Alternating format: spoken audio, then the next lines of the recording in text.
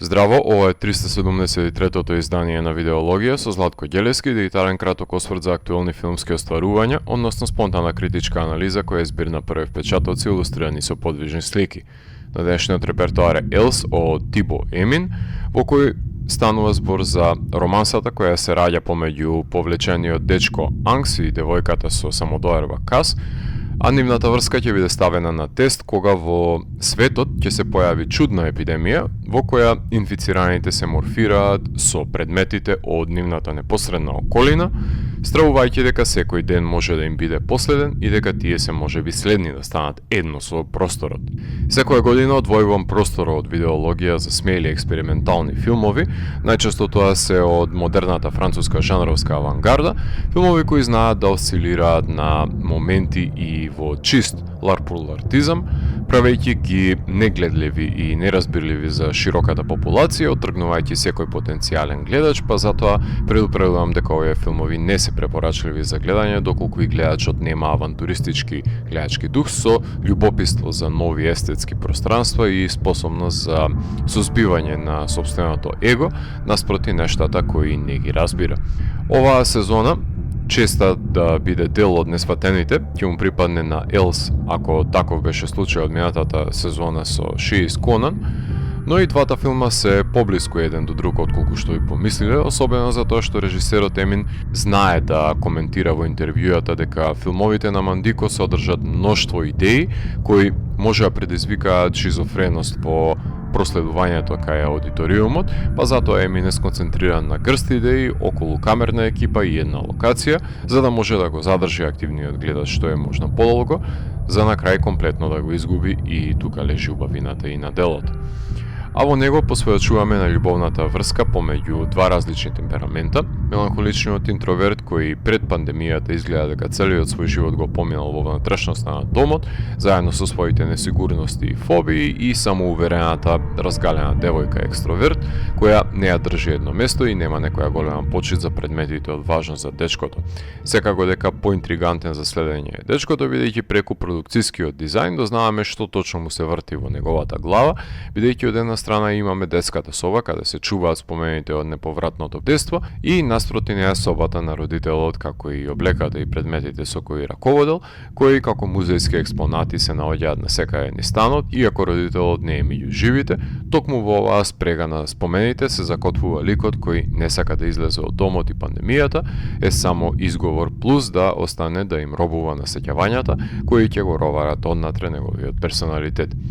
Елс се однесува на другиот и на другоста, односно на исклучокот од нормативот,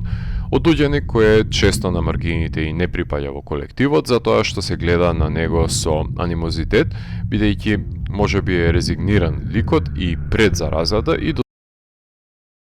да се рефлектираат во собите на станот, неговото безбедно место од надворешноста, каде смета дека не припаѓа и оваа агорафобична фантазија станува реалност со инфекцијата, меѓутоа ако си заробен во домот не можеш да им избегаш на проблемите кои се во секоја соба. Нема ескапизам од себе си и непогребаните трауми. Секако дека можеме да се фатиме за нишките на еколошката свест и потребата за повторно поврзување на единката со природата, од која има еден сеопшт дисконтинуитет во капиталистичкото општество, во кое нужно е да се повлечеме од челуста за да се заштитиме и од дигиталните и од физичките пространства и не луѓето во нив.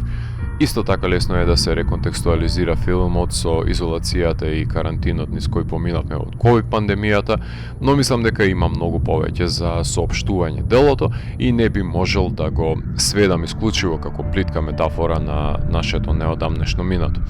Научно-фантастичните конвенции ги установивме со пандемиската апокалиптична димензија на заразата, љубовните чинители ги донесоа ликовите, фентези елементите самиот епилог и не смееме да ги занемариме аспектите на разбира мутација на храмот на месо и крв, каде настана приспојување на телото со предметите од ентериерот на домот, како што девојката се поврзава најпрвен со чаршафот, кој станува нераздвоив од неа, градејќи нераскинлива легура со околината со цел да се дојде до некој нов стадиум на битисувањето. Меѓутоа, филмот е кроток и доколку очекувате кој знае какви стравични и насилни трансмутирања, тогаш ќе бидете разочарани, иако во обличувањата на визуелен план се доста сродни со јапонскиот Cyberpunk на Шинја Цукамото, ги нема неговите агресивни афинитети. Филмот туку има едно тактилно збогување со идентитетот пред да се преземе нов во престојната модулација. Геометриската визуализација, на која се темели амалгамирањето на човекот со обкружувањето во нови облици, е постигнато во епилогот со помош на CGI софтвер за создавање на фрактали, идеални за креирање на мимикрија на природните пространства и нивна замена со овие генерирани фрактални возобликувања на пейсажите, што во епилогот дава една сосема друга катарзична димензија на филмот, представувајќи едно издишување, ослободување и препуштање на широкото пространство, каде единката ќе биде составен дел од ногуте, едно распукување надвор од заробеништвото на домот, каде болеста води кон една поголема слика за сеопшто сплотување на битијата, но по цена на губитокот на идентитетот врзан за телесноста.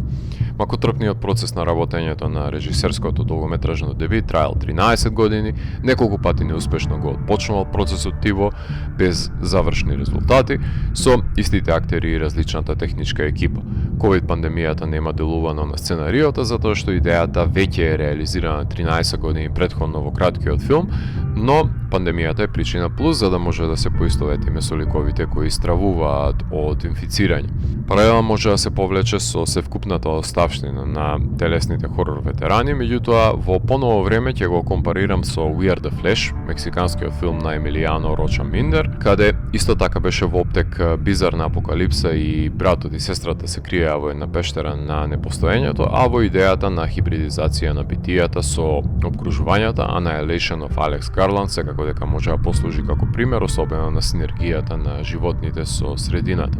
Музиката компонирана од Шида Шахаби и Джун Ха е етерична и амбиентална, која наместо да биде експлозивна и нагласена до немајкаде во миговите на сплотување со телото на зградата, таа го засилува чувството на очудување од самиот феномен и представува уште еден метод за избегнување на стравот од промената, која повеќе е склона на заводливоста, односно фасцинацијата со непознатото, отколку да ги нагласи неговите злостиви и заканувачки цели, иако го разорува постоечкиот свет и обликува нов. Во своја полза се дури и искористени ASMR аспектите од звучниот дизајн. Директора на фотографија Лео Лефевре, камераманот во делата на Кен Лоуч, користи изобилие на крупни планови со кои се доловува фрагментираната телесност и иако на почетокот на филмот сатурирани се основните бои, во филмот настанува потпун губиток на боја кога е во прашање промената на менталната состојба на ликот и враќање на колоритот по преобразбата како вентил за ослободување од набојот во неговата дигитална пасторала.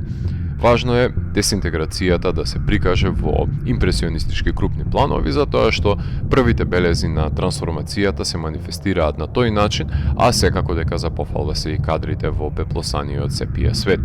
Во монтажата на Ариане Букерче може да воочиме краткотраен пат на темпото на филмот во секој од чиновите, непосредно пред да настане некаква преобразба, што се должи на малиот број на чинодејствија, ликови и простор за одвивање на текот на настаните, каде со сите можни трикови се одржува буден гледачот. За филмографијата на францускиот режисер Тибо Емин нема многу што да се говори. Во Франција, за разлика од кај нас, нема општа затуцаност кога е во прашање инсистирањето на реализмот и натурализмот. Напротив, фантастичното се изучува и стимулира сите уметнички гранки, па затоа и се изродуваат авангардни уметници кои имаат разбрана публика за прикажување на своите дела, со кои може да искомуницираат, за разлика од нискиот степен на познавање на фантастичното во филмскиот жанр кај нас и од самите филмски работници и од публиката.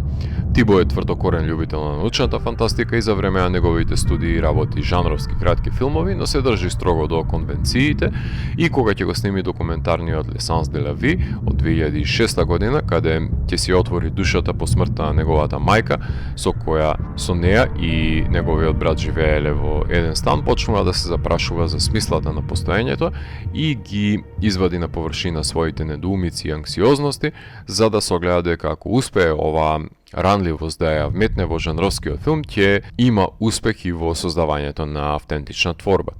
Ќе го напоменам само краткиот научно-фантастичен Пасажер перманент од 2008 година. Од неговите дела за нас најбитно денес е краткиот истоимен филм на кој се базира долгото остварување од 2007 година, 18-минутно дело за пар од љубовници затекнати насреде апокалипсата во надворешноста и девојката која почнува да се амалгамира со се што ќе допре,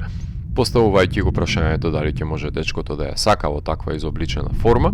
Филм во кој глумат други актери отколку долгиот, прикажан на Скримфест. Со оглед на тоа што толку долго му е потребно да состави екипа за долгиот филм, кој знае кога ќе добиеме нов, но мислам дека успеал во мисијата низ апокалиптичните научно-фантастични тропи да вгнезди една интимна приказна за вечната тема со која секој би се поврзал пред да настане поетичниот исчекор надвор од сопственото тело во нов сеопшт организам. Најголемите проблеми извираат од губењето на ритмот и динамиката на одвивањето на действието, иако аудиовизуелните потфати се мигновени решенија кои укажуваат на потреба од појасна структурираност на меандрирањето на течението на творбата. Филмот имаше својата премиера на фестивалот во Торонто и тоа во Midnight Madness селекцијата во дружба на одличните The Substance, Dead Male, The Shadow Strays и Dead Talent Society и многу други, а потоа започна да се ја бара својата публика на жанровските фестивали како Fantasy Film Fest во Германија, престижниот Sitges, на кој освои 3 награди, Screamfest, на кој освои Се живо и диво, Split Film Fest и Solon. 13 на мали копродукции го финансираат, WTF Films го дистрибуираат и заврши на стримерот Thunder. Научно-фантастичен телесен хорор во кој еден пар насреде епидемија соочен е да го загуби постоечкиот идентитет и да еволуира во еден нов облик во кој ќе биде во дослух со неговата околина. Дали се способни да се збогуваат со старото јас од сидрото на спомените ликовите? Ако морам да го еволуирам, тогаш Елс од мене има 4 од 5. Доколку ви се допадна 373-тото издание на дигиталната архива Видеологија, лајкувајте го видеото, споделете го и следете го каналот. Последете и поснатите рецензии на виртуелната полица. И благодарам за вниманието. Поздрав!